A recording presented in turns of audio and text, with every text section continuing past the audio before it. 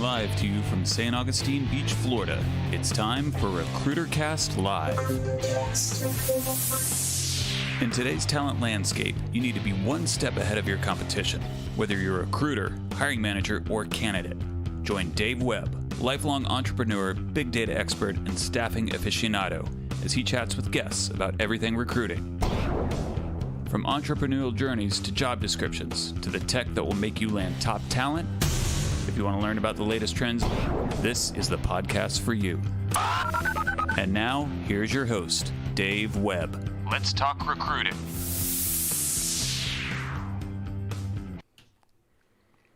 Hello, everybody, and welcome to RecruiterCast Live, episode 71. We have a great show in store for you today, and if you're joining us for the first time, we want to say welcome, and please interact with us on the Twitch chat. Give us a follow, and we will soon be at our goal of 50. And you know what? We got a couple new ones. Look. There we go. Torin 1606. Love it. PAOG. Don't know who that is. But I see our moderator, Kaylee's here. So, yeah, everybody's here. The viewers are filing in. And in no time at all, we'll be at our goal. We're at 13 now. So we have a great show in store for you today. We have a special guest, and we will get to him in just a second. And but before we do, a couple of housekeeping items. We are live streaming on Twitch, YouTube, Facebook, and Twitter. So if you're watching us on one of those things, we sure do appreciate it. And I clicked the button too many times. That's okay. That's my bad. And also, shortly after the podcast today, you will be able to find us on all of your major audio podcast platforms like Apple Podcasts, Spotify, Stitcher, YouTube replays, Twitch video on demand replays for like 14 days, and then you need to kick on over to YouTube. We're also launching a brand new YouTube Clips channel called RecruiterCast Clips today. I know Kaylee's been working on it this morning, and what we're basically going to do is take all the great nuggets of information that we have in each podcast and put them in little digestible clips that are easily shared, and will hopefully make it easier for people to share with their colleagues the RecruiterCast team and the knowledge that we provide every day, right? Because we need to build that community. The more feedback, the more questions, the more answers, and the circle of recruiting life goes round and round like the wheels on the bus, right? That's what I hear. Yes. How are you doing, buddy? Dude, Mr. John Purton, co-host. What's up? I'm doing so good. But before we talk about anything today, can I just wish you, everyone involved, all of our followers, Kaylee, our moderator and curator now, apparently, can I wish you all a happy National Blueberry Day? You can. Today is National Blueberry Day. I enjoy blueberries almost daily. Regardless delicious. of the day. Yeah. It's almost like nature's candy. I mean, the antioxidants, they're good for your heart. But, you know, look, until literally just 5 minutes ago, I didn't even know it was National Blueberry Day. And I feel like I dropped the ball. I found out about 30 seconds ago. Yeah. So happy National Blueberry Day. Do not support the Hallmark company and buy me a card. No, never. I'll run to the local farmer's market and get you some nice fresh blueberries. Don't do that either. Oh, I have my own, man. Okay. I'm telling you, I'm not making this up. I have a stash at the house. I will. You know who loves a frozen blueberry is an overheated husky after a Florida walk. That's true. That's a go-to treat for the pups after we get off the beach. It's a nice lick. I go with the frozen green beans, but Yep. you know, mostly I didn't think to give them blueberries. And on Monday, Allison made dog treats with dried blueberries and dried cranberries, and they gave a red, white, and blue themed dog treat. Nice. I mean, I've said it again. I'll say I wasn't slacking. I'll say it one more time. 4th of July. If there's any chance for me to come back in like a future life, I want to come back as one of your huskies, like that. I sure hope I know that that's doesn't creepy. happen. It's really creepy. All right. Well, anyway. All right. What else? Okay, so yeah, National Blueberry Day. I am also just tracking the jobs. This one's throwing me off a little bit. We've got 9.3 million open positions in the United States, 3.3 million unemployed Americans, and the unemployment claims dipped up unexpectedly 373K last week, which I'm really struggling to reconcile that with all of the open jobs. Okay. So unemployment's still going up, even though there's a labor shortage. Yep. And it's honestly, it's confounding to me. So I'm excited that I get a chance to talk to a couple of HR tech professionals today. Maybe you guys can give me some insight. And then the last thing I've got to give a special shout out to maybe the biggest celebrity recruiter in the Jacksonville area. So an article. There's so many oxymorons in there. I'm not even going to try to unpack that. But just yes, stay with me. Go ahead. Stay with me. I'm biting. So our mayor in Jacksonville is a gentleman by the name of Lenny Curry. I don't know a ton about him. I'm not endorsing him. I'm not for him. I'm not against him. But my man spent $45,000 to post billboards in Jacksonville, Los Angeles, New York City, Los Angeles, and DC and Chicago. And these billboards are recruiting residents and businesses to move to Jacksonville. Couple of the lines in DC, it says, "Ditch your swamp for ours." That's a real billboard. I will include the link so you see it. Okay. Hold on. Yes. I feel like I'm getting punked right now. I swear. That's this real? is a real thing. I have literally right there. Okay. Yeah. Pictures of the billboard. We'll put that up there. In New York, it says, "State taxes taking a bite out of your paycheck? Move to Jacksonville." Right? And he's with an apple, big apple there. It's factually correct. Now for Chicago, he's got a winter scene, the bus standing at a bus stop. It's cold. You see the slushy all over the ground. It's gray and miserable. And on the right side, it's our man Lenny in shades at the beach. Okay. Come on down. Does it say who his marketing company was in town? I didn't quite get that far, but you can bet your bottom dollar I want to find out who it is, because I hope it's somebody I know. It's so brilliant. I love it. And then also one on the way to the LAX airport, nonstop flight from LAX to Jax. Why not make it a one-way? Love it. Anyway, that's what I got there. I had no idea that the mayor of Jacksonville was stealth recruiting. I feel like the LAX one should say something about like a free ticket trade from Austin to Jacksonville. Maybe. Because there's already an exodus, and that would get people's attention. It's crazy though. Yeah. So active recruiting. Shout out to Lenny Curry. Way to get out there and make it happen, man. All right. We did get an update from Tu Chen. He says the soup is gone. Can you confirm this? Is there any chance we can block Tu Chen the rapper? That guy. You can actually, Kaylee can ban him. Nah, do you want to ban him? Don't ban him. Just reprimand him a little bit. Tell him to. I feel like that's your job. Go not Kaylee's. exercise. He's half you, dude. I thought it was other duties as needed. As needed. Yeah. Yeah. Okay. I got it. Well, let's talk about it offline. Yeah. Summer will be over soon. He'll be back in school. Yeah, no kidding. Thanks for joining us, Tu Chen. I'm sorry love to see you again. I'm sorry that you don't have any friends to play with on a Thursday afternoon while school's out. Okay. All right. So let's get right to it. We have a guest today, and he is joining us via Zoom, and there he is. Everything's working right now. Love it. And please welcome from candidately the CEO and co-founder, Mr. Jan Jedlinski. Yeah, you even said it right now. Amazing. Thank you so much for not misspelling my name. Usually it happens. I did double check all of the show notes as I was going live, because everything underlined your last name, and it's like, this is wrong. And I'm saying, no, I'm looking at the LinkedIn profile. There's no chance. So that's how you do it. We have hundreds of versions of it. But yeah, thanks guys.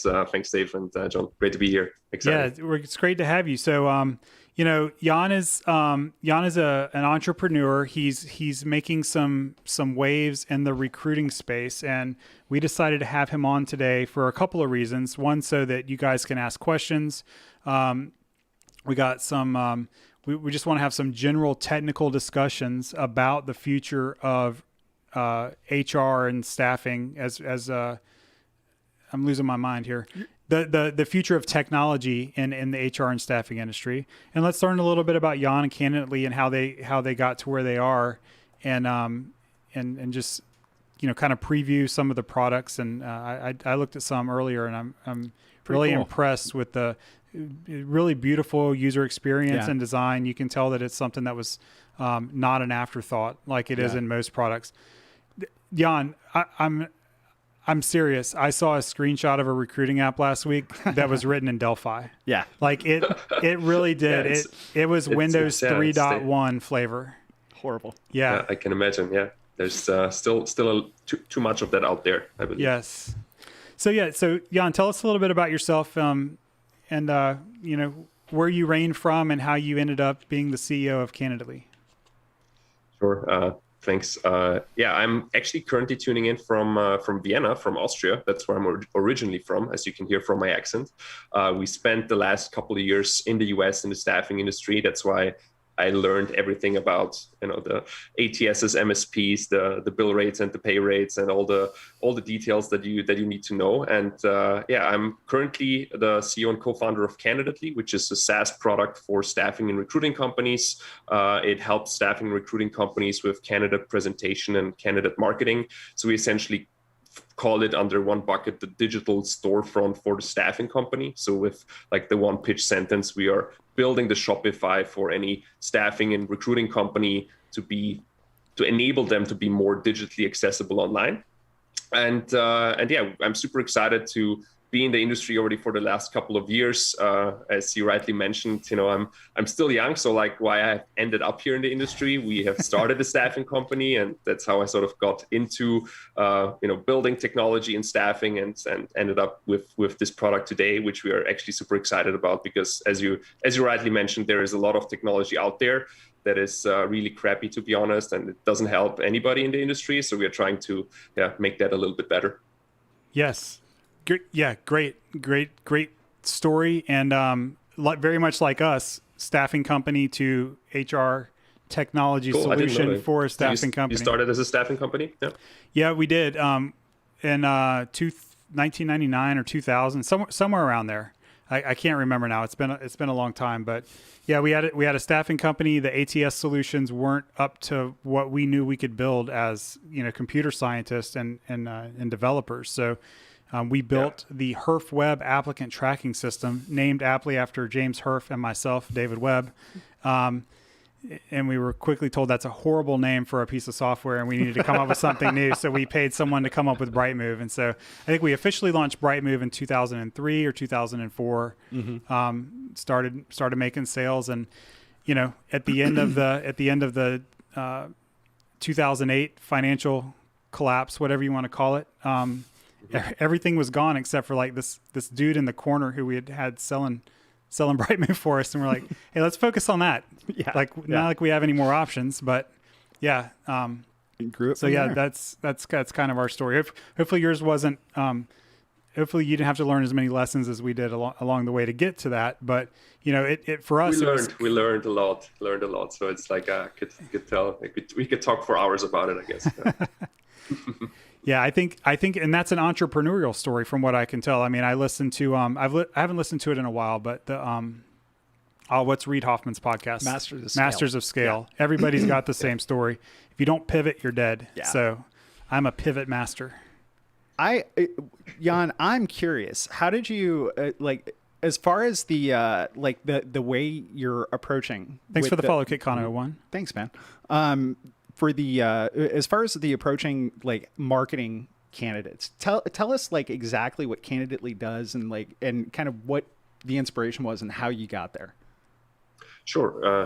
Happy to do that. So, we've been working on staffing technology for the last 3.5 years. Our first product was actually a vendor management system. So we thought it's actually super easy to build a VMS and compete with the large guys. After some time, we realized it's not. It's a lot of tech to build, and we sort of pivoted, as you should do, to offer it to staffing and recruiting companies. And it was actually a good move. That's why we learned a lot from the industry, talking to thousands of staffing owners, recruiters, account managers. And after actually the last 6 months or so, the idea for Candidately came up. So we started thinking, how can a staffing company be more like like a real estate and modern real estate broker, or a grocery store, basically run their entire business online without having to build a lot of the technology themselves. So how we see Candidately right now, as I said, it's like a digital storefront for staffing and recruiting companies, but there's really two use cases that we solve today. So one is candidate presentation. That means that as an account manager on a daily basis, unless you're working into an MSP or VMS program, you would most likely send your candidates to your customers in an attachment in an email.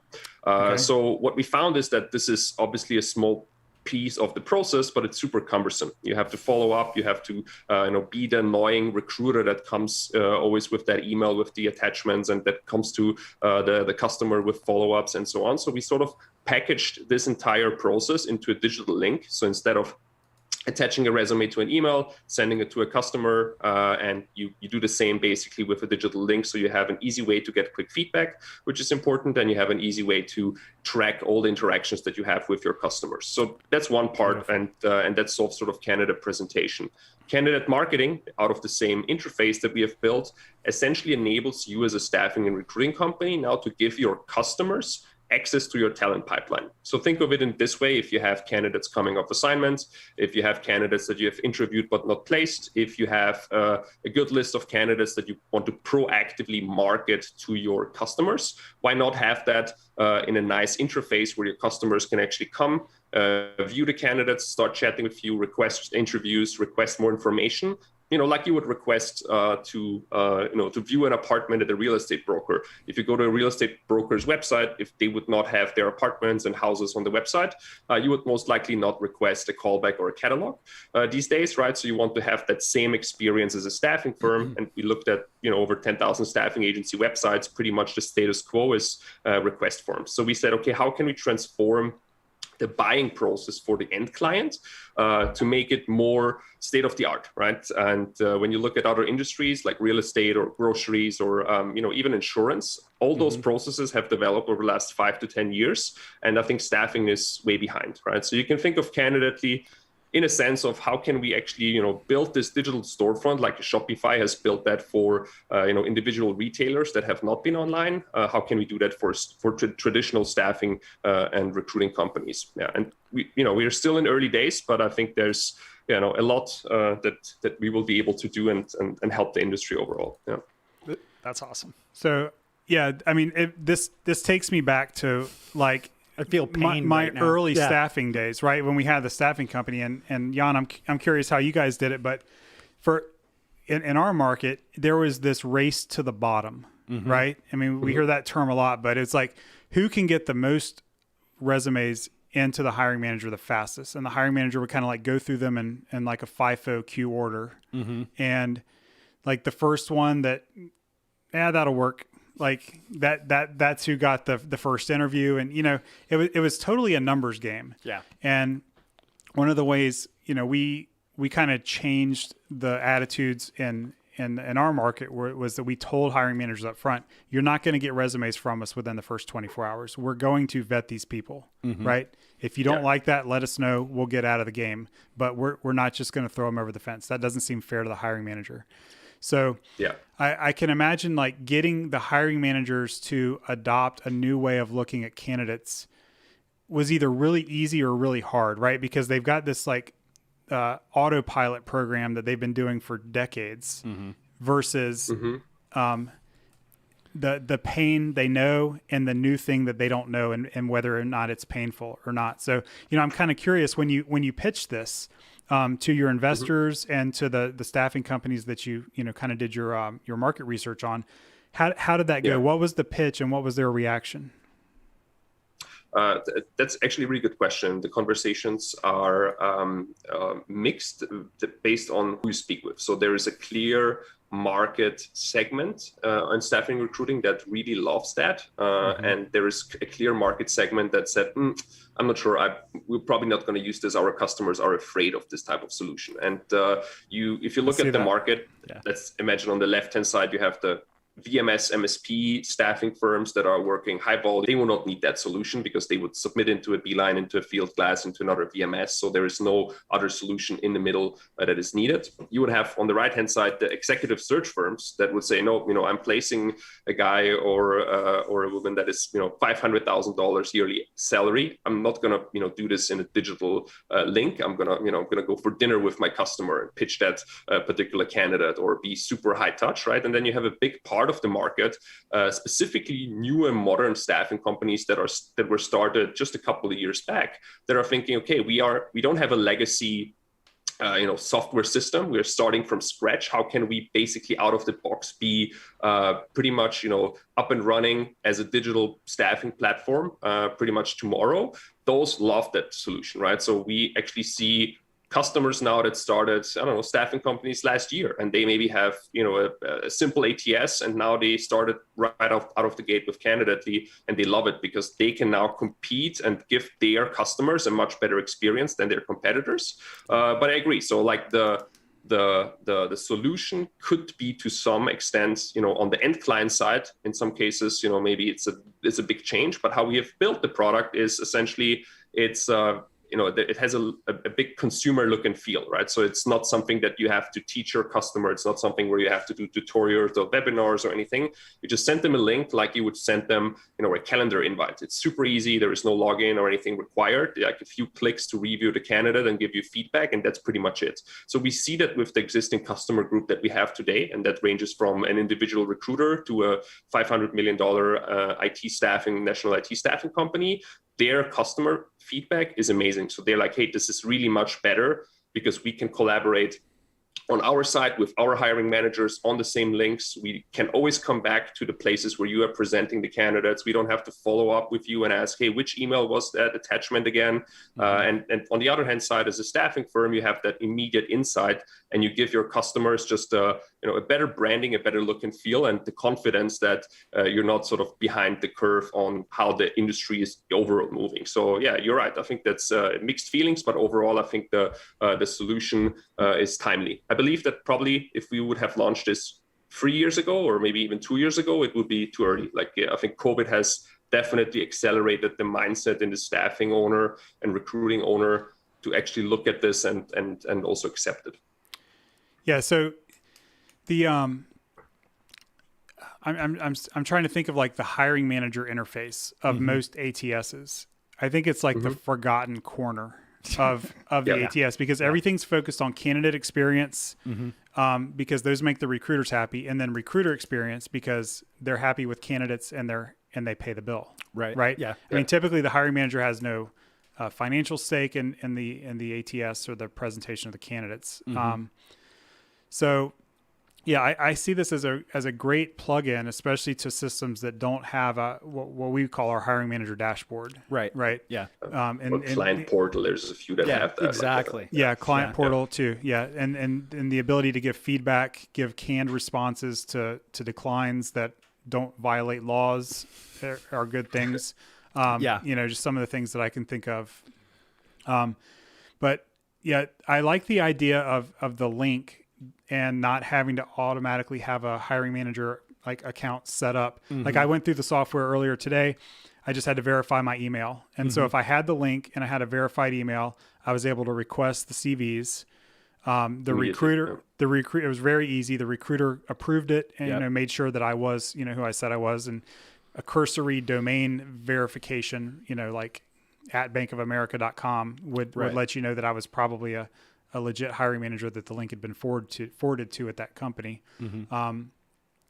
The chat dialogue history with the recruiters and the real-time interaction with the recruiters via chat, not having to do a phone call or a lunch or a dinner or whatever. Those horrible recruiting salespeople try to make people do, like John. So yeah, that hurts, man. Yeah, I mean, I don't know where I'm going with this, except for that it was awesome. It was a very smooth experience, and I think you guys nailed the adoption piece, because I can't think of any way it would be simpler unless you had one of these like crazy requests that we get sometimes, like, can I just say, Alexa, find me a new person? Yeah. And Alexa will read my mind and know that I want a Java developer with 10 years of experience, and then go search the databases of all the job boards that I don't have subscriptions to. And the new person just shows up on Monday morning with their own equipment, ready to go. Yeah. No, so, that's how it works, man. That's how really good agencies operate. But yeah, no, I think the adoption, you guys did a really good job on that. What's cool, what I think is really cool, man, is like you really have taken the skill marketing and the candidate marketing to a different level, right? And Yeah. if you think about it from a staffing company's perspective, you'd be crazy not to mess with this, not to at least give it a try, because it gives you a differentiator in the marketplace, not only with your customers and your prospects, but also with your candidates. Think about that. Like, it's really powerful when you're talking to a candidate and you say, listen, I am going to market you like nobody else. Like, nobody's going to do more marketing and more work on your behalf than we are. And this makes it so simple. So simple. It's awesome. We've talked a lot about the recruiters establishing the relationships with the candidates, right? Almost like you have a sports agent that you want to work exclusively with. Yes. So you're not stepping on toes, that kind of thing. And I can see as a candidate being shown, hey, just so you know, I'd like for you to look over this before I send you over to the hiring manager, and showing the candidate how they're going to be presented. Yeah. Hey, did we get all this right? Yeah. And the candidate sees that the staffing firm, hey, they got all my skills. They're in the right order. My years of experience is correct. This is a nice, clean thing. They got a headshot. They didn't take a picture of me off of Facebook from 7 years ago that I didn't even know was still there. Yeah. I can see it as a sales tool with the candidate as well. Huge. Do you have companies doing that? So we have that, and we even had those questions. How can we bring in the candidate into the loop? So I definitely, I don't see the recruiter going away anytime soon, specifically for professional staffing recruiting, right? I do see some more automations happening on the light industrial side, where you maybe have more automations in terms of an app, sending out notifications, scheduling certain workers to certain shifts. But like, if you go higher the value chain, the more the recruiter or the talent curator in the middle is super important. So that's exactly why we have built Candidately for, is to enable that talent curator to say, hey, look, dear candidate, here's a better way to present you. Here's even a way how you can maybe be in the loop when we send you, interview requests, or maybe send you skill tests from the customer, and give the customer essentially a much better way to quickly review, right? Like when we talk to hiring managers, their only thing is, okay, like they want to have one click, if they're on their phone, and this is super optimized on the phone as well. So you can, it gives you this Airbnb look and feel experience for the hiring manager. You click on the candidate, you press a button, say, okay, I like that person, let's schedule an interview, and I have time tomorrow, right? It moves faster, and it's just an easier experience. So we are not reinventing the wheel, because I think candidate marketing has been around for ages, right? Everybody's doing it in one way or the other, but we're just, taking the user experience of that process to, I think, the next level. Yeah. Agreed. Cool. It looks awesome. Yeah. Couple things to catch up with on the chat. First of all, thank you to, hold on, where'd it go? I just have my list. Oh, El Gigante Andre, Maximus N999, and KitKana 101. Thank you all for the follows. And I do have a question for Jan. But let's do this. What time is it? 1:27. Let's take a short break, and when we come back, we'll do some Q&A with Jan, and I'll also and we'll kick it off before that by playing the Candidly trailer. So we'll be right back.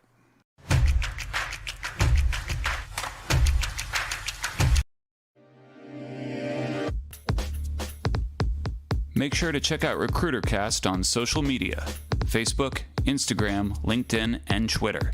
At RecruiterCast. RecruiterCast. At RecruiterCast. At RecruiterCast. RecruiterCast is brought to you by Brightmove, named the top talent management technology provider in HRO today. Learn more at brightmove.com.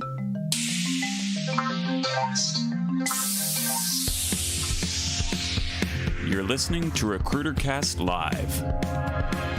Make sure to check out all of the RecruiterCast episodes. Join the conversation today.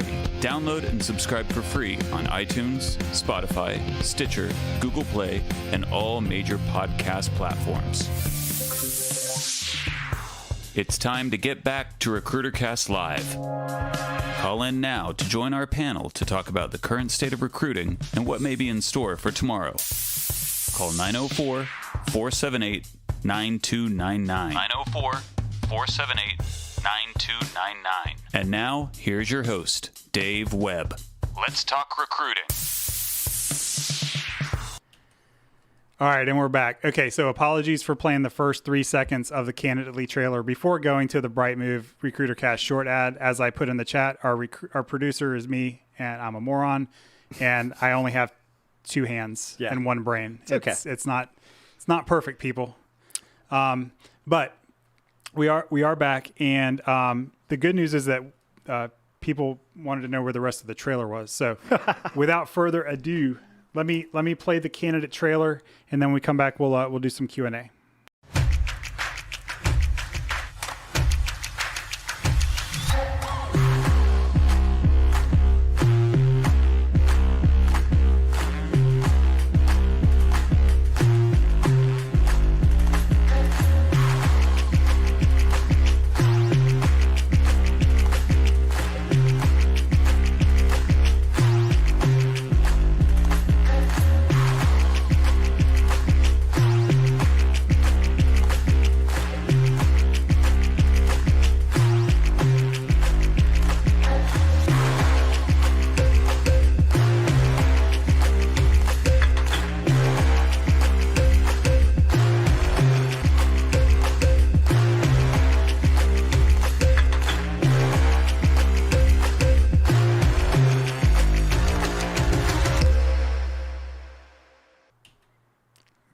Very That's nice awesome. trailer.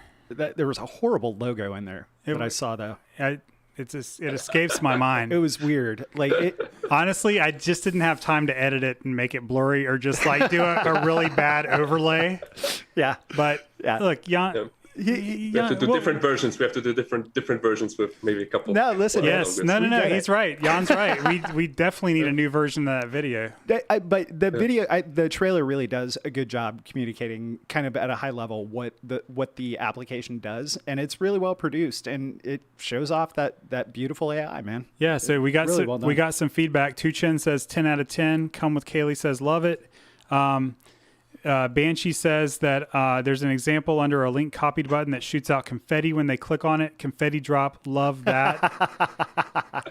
Banshee's a confetti fan. She loves the confetti on anything when the user experience kind of captures a positive thing and like a placement. We do confetti drops on our placements. So, okay. So I'll be honest. I haven't used the mobile app. I only looked at this on a desktop. On desktop. But one question we have is. Where'd it go? Evocator says, can I swipe left on candidates like Tinder? You can't right now. Oh, actually you can. Like in this new AI that we launched, you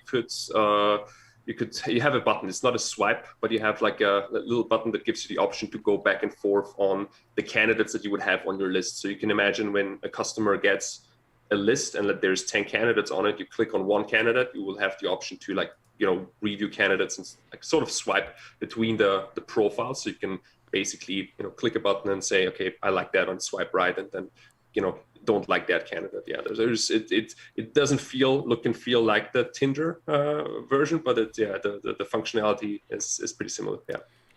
Tinder is a dating app, Dave. I know that, okay. John. I know that, Grandpa.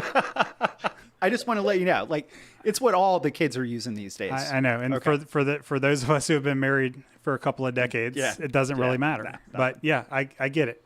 I've seen SNL. It's in every skit. Okay. Right. So, I saw it looked like in the trailer there were 3 buttons for feedback, and one was like kind of like the scroll, the thumbs up, like on a Facebook live stream or something like that. What are the options for feedback that you can give on the candidate? So right now, and we had thumbs up, thumbs down, and maybe, but we actually just changed this to schedule interview and decline. We just want to make sure that the call to action for the customer is as fast and easy as possible. So a thumbs up looks nice in the UI, but in reality, it has to have some follow-up action, right? So what thumbs up means cool, but what's next, right? So we sort of replaced that with just schedule interview, right? Because you want to make sure that there's the next step that you push the customer towards, which is usually, hey, do you want to interview that person? And then that's sort of how we approach that right now. And you can then also integrate your calendar link, so you can have immediately pop up with available times that your candidate or the recruiting manager could be available to schedule some interviews. Yeah. Nice. Yeah, no, I like that. Yeah, a maybe's a no, right? Maybe's a no. Yeah. So Sometimes, no, yeah. Anytime somebody says maybe, it always means no. that's a no, and I'm trying not to hurt your feelings. Yeah, I'm just being nice. Yeah. Is what that is.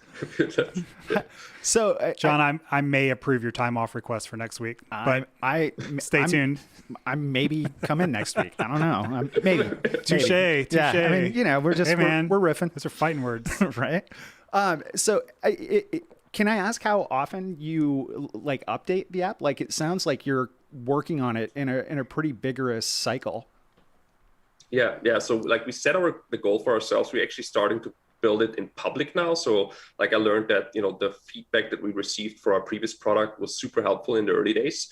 So like we've got to push out like public releases every week, meaning that I will blog about it. I will push it on LinkedIn. So for like whoever is interested in seeing like what's happening with the product, this will be live. But yeah, essentially like larger features are coming out almost every week. And then there's obviously smaller things that are being updated, sometimes even every day. So if we hear something small where an initial customer says, hey, can we change that? Or is there like something where we see that this makes sense for everybody, we will push it out. So like we try not to build custom features for just one person. We always look at it holistically and say, okay, does it make sense for everybody? If the answer is yes, and if it makes sense for us, then we'll build it. If it's just some weird, I need an Alexa integration to search my candidates request, we'll not do it probably. We wish you well. Like almost every week. Yeah. Yeah. I don't know about other industries, but every staffing customer seems to want a customization of some sort, and they think that everyone does it just the way that they do it.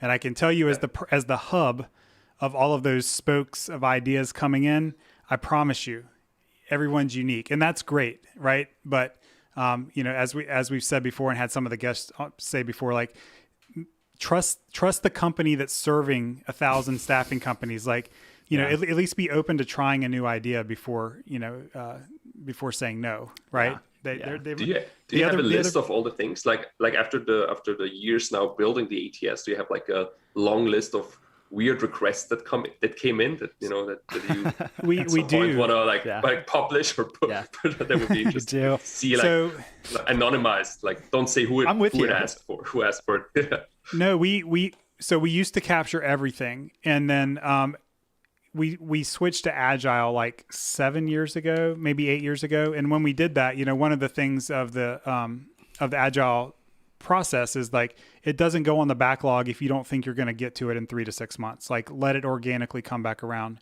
And then so we kind of shipped the feature request out of our issue tracking system to a standalone system that's just for tracking ideas and feature requests. And that lets them live forever. It lets customers, old and new, vote on them forever. The idea being like, what's a bad idea in 2016 might be a great idea in 2021. So don't just discard it. Right. That's true. But yeah, I mean, if you don't change this background color, I'm not making any placements. It's like, that's not why you're not making placements. No, that's not it. That's just a preference. And can I get this in cornflower blue? Sure. Now you can, because we have custom themes. Yes. But the list is long and it's comedic, but you only have to have one great idea that comes out of that. And we've had so many over the last 15 years that it's if you take those organic requests and let those drive your roadmap instead of some think tank that's not boots on the ground, recruiting every day, your product can't fail, right? You're going to be serving the needs of your customers. We learned that the hard way, and also through like being at Y Combinator, which is the startup accelerator that we did in 2017. We always follow this approach to, we rather have 10 customers that really love our product and 1,000 people that heard about us, and like really make the 10 like customers really love and use it, and really be the ones that can drive the referrals as well. Because I think then you're right, like you organically move to a product that people will just use, and not just not something that you have come up with somewhere in a conference room that you thought might be interesting to build. Exactly. So you touched on something interesting, and I have a theory on this. Okay. And you and I have discussed this in the past. So you talk about referrals, but staffing companies are highly, highly competitive, right? So if I've got this differentiator in the marketplace that none of my competitors have, I don't tell them about it. So how do you drive referrals in the staffing industry and tech adoption? Like, do you have a strategy behind it, or is it to make a great product and word will get out? Yeah, so we're thinking a lot about this, and obviously our product is not a product like you would see, for example, Loom or let's say Webflow, where like you could place the logo. It's made in Webflow, or like it was produced in Loom, right? And you share it, and basically it becomes this organic referral flow because somebody else that watched the video also wants to use Loom now to create videos. But we do have a referral strategy where we partner with consultants in the industry or people that we have met over the last years that think, hey, these guys are building really cool products, and they have another staffing friend or customer that has that they have worked with in the past, and then we sort of create just this referral partnership and also split some revenue, and obviously with applicant tracking systems as well. And we do had staffing firms or like staffing owners refer the product to their friends as well, right? Sometimes they don't see each other as competitors if they're not in the same industry, like not serving the same segments, but they do exchange, what's out there in the market, what's new, what's hot, what can be used. And we do definitely see that, but I agree, like if usually the staffing firm, would try to be, try to customize it, try to, make it as look as close as possible to their brand, and even try to sort of maybe influence the roadmap in the way that they want it. But I think overall there's definitely great ways to partner, to do referral partnerships. One is like I realized, I'm not sure if you guys heard about Maurice Fuller from Staffing Tech. Like he's great with his conference and pushing technologies and referring other staffing customers to technology companies.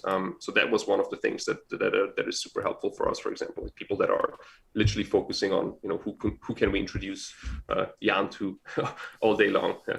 Yep. Those are good people to have in your network. Yeah, and I got a couple ideas that I'll send your way after the show if John hasn't another already. Question? Yeah, we do have another question. El Gigante Andre says, any EEOC features? Ooh. EEOC? Equal employment opportunity compliance. Yeah. Compliance. Yeah. It's like so. Yeah. Yeah. I was probably not, because you're not applying to anything. You're just showing a profile. Yeah. I don't know. Let's be honest. The rules are changing daily, every minute. Yeah.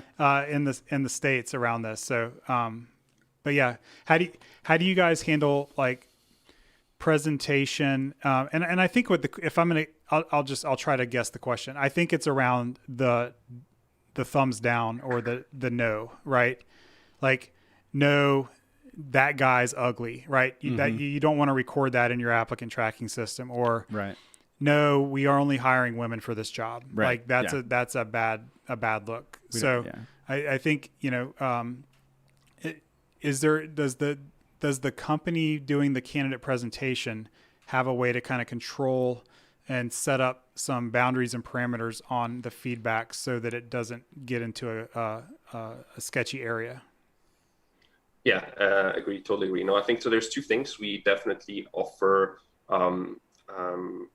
like a feedback drop down that you can decide on, that is that is not some like random feedback that the customer would give, right? So you have like parameters, but we also working with and this is something that we're currently building, is sort of like not randomizing but anonymizing all of the details of the candidate. Like right now you would upload a resume, we parse in the data, we would fetch like the first name, the job title, the skills, the work experience. So it's kind of like automatically getting presented, but you, with the switch of a button, you could say, okay, I'm gonna sort of anonymize the candidate. Like instead of the first name, I'll have like a synonym maybe, or I'm gonna remove all the data that creates some, right? So basically creating this workflow where with a click of a button, you would have that presentation pretty much, could be unbiased, right? So that's something that we definitely have in mind. We had conversations with firms about it, right? Where they obviously on the one hand said, oh, I don't want my customers to see the candidate's name, they're going to steal my candidate. But on the other hand side, they would say, hey, look, how can we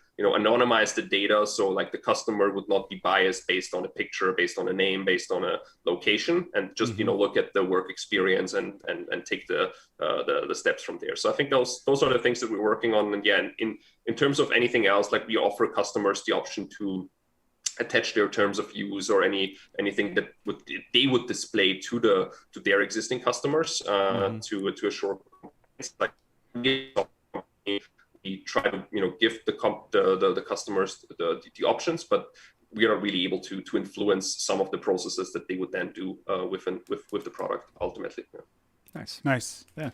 Yeah. I had this idea. Like I get a lot of ideas in response to like people being abusive to the people in the industry. Yeah. So like it's like this an anonymizer where it puts in a name and a phone number, but it all goes to like the same central phone bank where the staffing company answers the phone. So like you're like, I trust you, hiring manager. Here's John Purton. Here's his phone number. And then how fast does the phone ring after you send the resume over and they say, yeah, we're not interested in that guy. Yeah.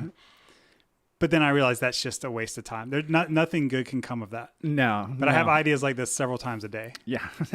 Every once in a while you share them with me and it terrifies me. And also I get kind of excited about some too. Like, hey, let's do it. Let's ride. That's interesting. Yeah. So let's talk about, we got about 20 minutes left, 15 minutes left. We do. Do you have one more question? Or No, I wanted, I want to talk about, you're going to touch on it. Yeah. I mean, let's talk about where we think the recruiting industry is headed, right? Because we have a nice range here of, kind of people newer to the industry, people that have been around, a lot of lived experiences here. So let's see. Somebody's internet connection is unstable. I don't know if it's mine or Jan's, but let's give this a shot. Jan, where do you, what are some areas where you think innovation is going to move into next? All right. Uh-oh. Hold on. This is great. I like it. All right. So while we're waiting on that, you just get to hang out with me and John for a minute. Let's see. I don't think it's ours because No, we're good. we have the good old, we're streaming and the stream is still good. Yeah. So, Chad, are we good on the stream? All right. Yeah. So, Sorry, it's guys, I'm back. Sorry. No, it's okay. You're in Austria. 75% of the Austrian population lives in Vienna. You got a lot of people on the internet, man. It's not your fault. So let's do this, Jan. I don't have any video on you. Can you share your video again? Yeah, I think it's on now. Here we go. There you are. There we go. All right, and we're back. Maybe. There. Cool. All right. There's a little there. Oh, there it goes again. Okay. Wait, it's back. Wait, I don't know. There it is. Okay. All right. So what's next? What's Yeah. next in All right, so, HR tech? Yeah, the question over to you, Jan. What areas of the industry do you kind of see maybe changing next, and how might they change? Sure. So how I see it, and there's a few things. It's 3 points to where I see the staffing industry moving, or like what areas are important, and that's technology, obviously. So like, how will a staffing and recruiting company's technology tech stack evolve, and how will this look like in the next 5 years, and what are the components to it that will be like that will stick, like candidate communication, client communication, the ATS? What are the things that will be improved that will help the recruiter to do less work, but will still sort of remain the recruiter in the driver's seat? I think it's brand and generally like how staffing companies are perceived in the market, right? If you look at newer staffing providers and like online staffing platforms, Upworks and Fibers of the world that are moving from freelance to the traditional staffing model as well, how they are presented and how much money they spend on marketing and brand compared to traditional staffing companies, that's enormous. So you'll see probably in the next couple of years just how the look and feel of a traditional firm will change. And then obviously what I see is a huge shift is now with COVID and with remote work, you've opened up your world for candidates, and suddenly as a small staffing firm, somewhere in the country, or you could now rehire and work with clients almost everywhere in the world. So just the shift from like being maybe a local firm and just offering local candidates to local clients can now shift. We're still here. Yeah, no, I got it. Yeah, he's right on though. Yeah, he's hitting it. Yeah, the remote. I'm gonna stay on this scene for a while, even if he comes back. The remote work changes everything, and it's kind of like I've said before on the podcast, like candidates not going back or employees not going back to work, right? Yeah. Because they can have remote jobs now. That 100%. Swings both ways. The employer has a larger pool to pull from. So companies like in maybe rural areas that need IT help. Traditionally it was hard to get. Yeah. So yeah, I think he touched on something because he specifically mentioned Fiverr and Upwork, right? And their marketing budget is almost as big as their tech budget from an internal perspective. And every staffing firm that I've ever worked with or worked for, they don't spend a lot of money on marketing. Like, you are the marketing. Like, if you want to reach customers, get on the phone or send emails, right? Right. But we're really seeing that shift because now, like, we've even got customers using Brightmove that are really, really good at the branding and the marketing, and we can see the traffic, we can see the jobs, we see the growth. Yeah. And it's a game changer. Like the marketing adoption. The recruiting analytics module in Brightmove changed everyone's visibility into this because now you can see exactly where your candidates are coming from, where the quality candidates are coming from, and then where your placements are coming from, because the numbers at the top of the funnel don't matter. No, the number at the bottom of the funnel matters. If those are correlated, great. Yeah. But if they're not, all that matters is the cha-ching at the bottom. Yeah. Right? How many invoices did we get? Yeah. Yeah. So anything that can help that conversion, especially when you go and you market and you brand at the top. All right. Jan's back. Are you with us? Oh, nice. Can you hear us? Yeah, I can hear you guys. Sorry, I'm not sure what's happening. It's okay. Yeah. We're doing an international podcast. We are an international podcast now. We're doing an international live stream. I mean, there are going to be technical issues. This is not the Joe Rogan experience. This is 2 Yahoos in St. Augustine Beach, Florida. Yeah. I mean, we don't have a Jamie. Yeah, we appreciate your patience, Jan. Yeah. So yeah, we were just kind of expanding. Sorry for that. No, we were just kind of expanding on what you were saying about the branding and how we have a module in Brightmove that really tracks the candidate applications from source through the submittal stages for quality and then on to the placement stage for, profit. And John was saying staffing companies traditionally don't even spend money on marketing. So this is going to be a kind of a new concept to them. And what we try to do is help them know where to spend it, if at all, right? Yeah. Because sometimes it doesn't make sense to spend it. Yeah. And then I can see if you are spending it, a product like Candidly, helping that conversion at the bottom of the funnel. 100%. Totally tying everything together. Yeah, you're getting more visibility. And, and that's, so like the other thing that I really like about this product is, the biggest cost you have as a recruiting firm or as a staffing company is acquiring a good candidate, right? You're spending money on the job boards, the ATS, the recruiters, the sales reps, everybody. It all goes into getting that good quality candidate. Once you've got them, most staffing companies are horrible at remarketing candidates. Horrible at it. Right? This literally, like, I can see this saving so much money if you deploy it properly, right? Yeah, it's good stuff. I'm curious as what Jan sees, but we kind of the hiring managers that I've worked with, and it's been a while, right? Right. I Yeah. understand there's like a whole new generation of hiring managers that have been, their classical training is not the same classical training that the hiring managers of the 90s and 2000s had. Yeah. So maybe the kind of the serve your own job order model, the self-service model, it will become more adopted. But I like it. I would much rather not talk to somebody if I didn't have to, right? And that's just because like I'm a coder. Like, give me some headphones, turn the lights out, and leave me alone. Yeah.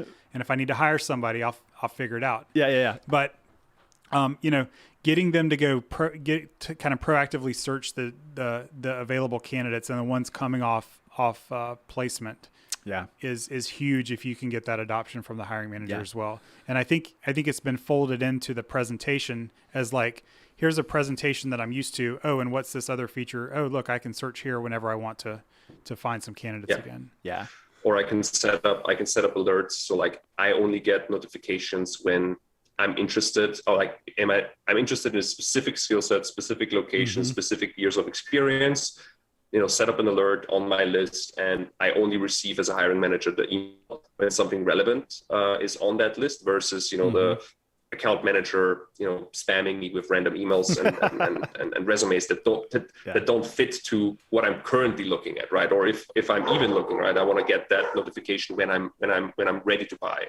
Yeah. Love the dog, by the way. What kind of dog you got? Yeah.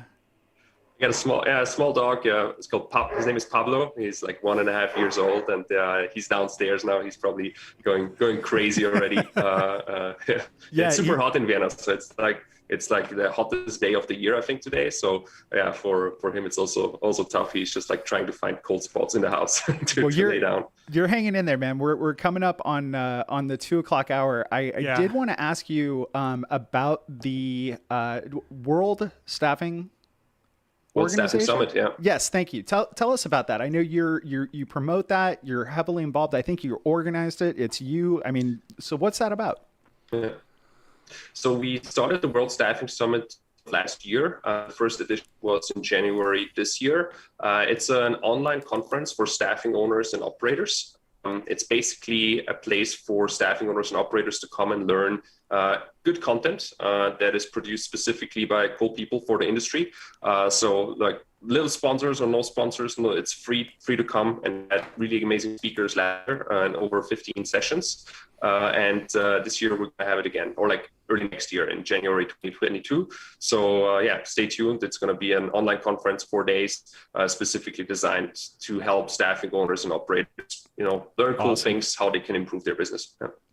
I love your building a community, man. That's awesome. I love online conferences. To me, that's one of the best things that's come out of the pandemic. Yeah. For you, that's the ideal conference. Well, I mean, and for other people too.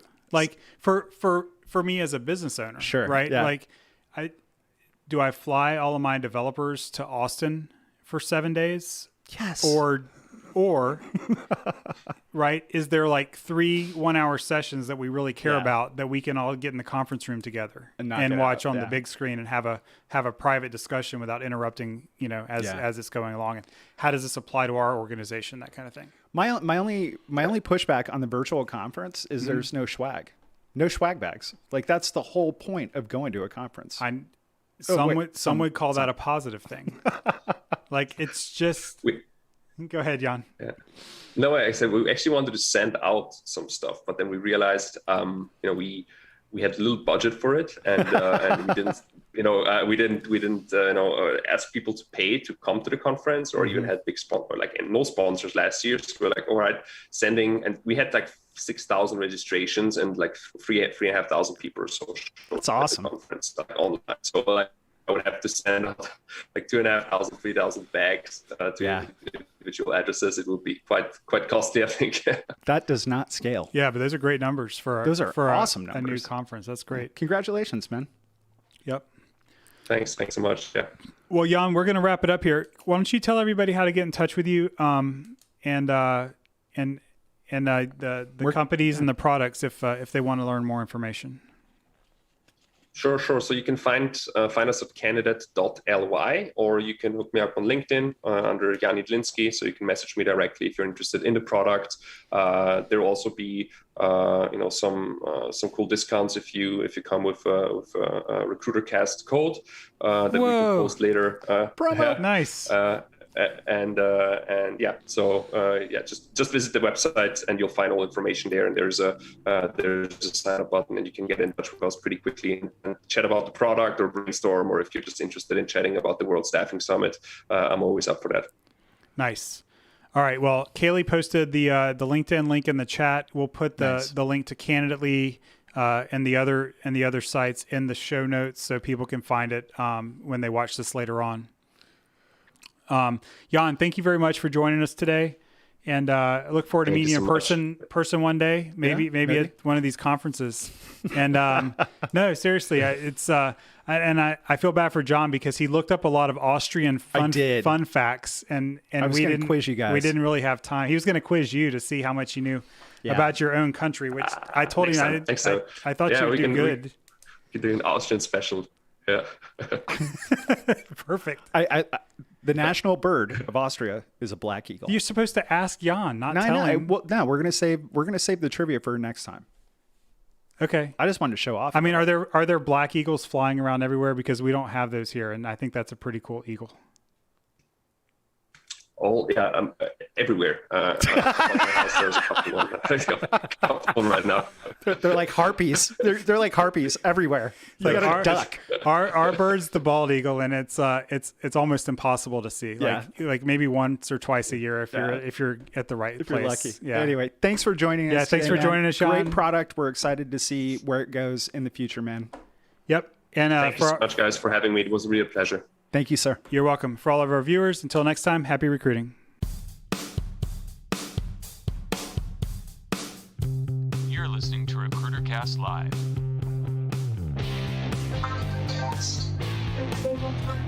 Thanks for listening to RecruiterCast Live with your host, Dave Webb.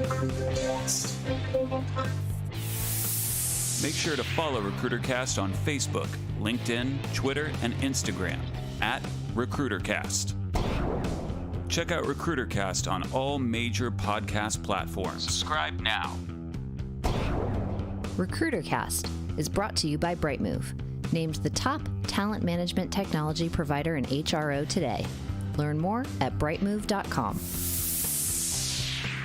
Let's talk recruiting.